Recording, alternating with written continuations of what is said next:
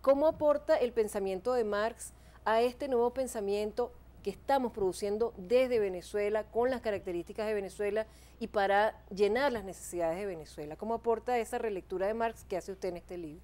Bueno, fíjate, yo comencé a leer a Marx cuando era un adolescente, ya impregnado de la experiencia que teníamos nosotros como estudiantes en Venezuela.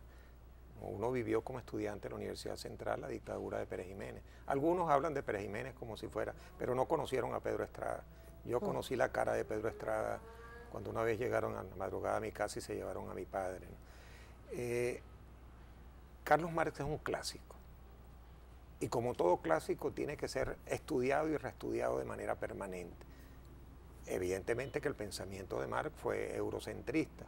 Es la Europa del siglo XIX. Y que además él no se movió de allí, como bien lo resalta usted en el libro. Él estaba allí y estaba allí. Fue un filósofo, sí.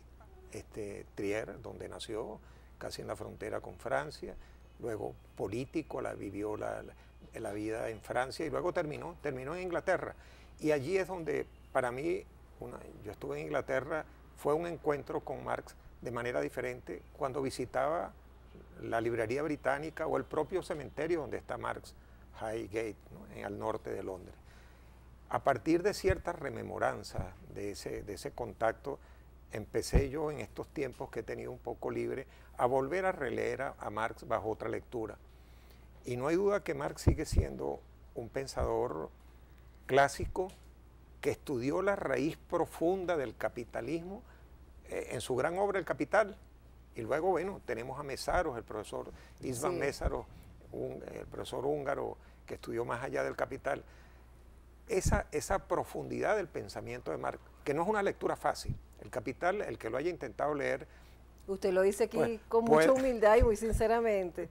Más curiosidad al principio que leerlo profundamente. Pero tremendamente complejo. Y su lectura, yo creo que él se apoyó mucho más en Federico Engels, porque hay que ver que su amigo era quien tenía una fábrica de su padre en Manchester y él podía conocer detalles de la vida del trabajador, del proletario.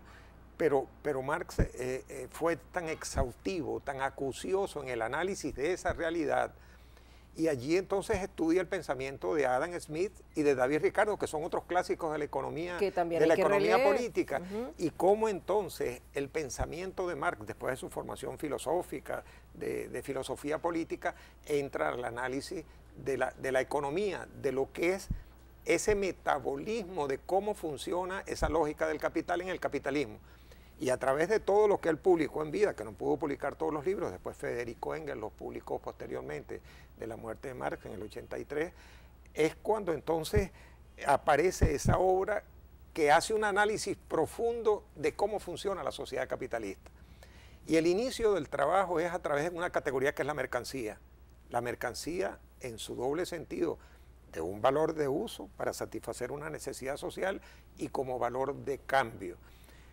De allí entonces, a partir de ese concepto que es tan abstracto, pero que es tan concreto, como él mismo lo señala, a partir de los análisis, de los escritos que tiene en esa gran obra, El Capital, va desmenuzando la lógica, el funcionamiento del sistema, los circuitos del capital, la mercancía, la utilización. Yo siempre me negué a leer a Marx a través, lamentablemente uno no tiene el conocimiento de muchos idiomas, pero siempre a los autores hay que leerlos en su idioma original. En su idioma original.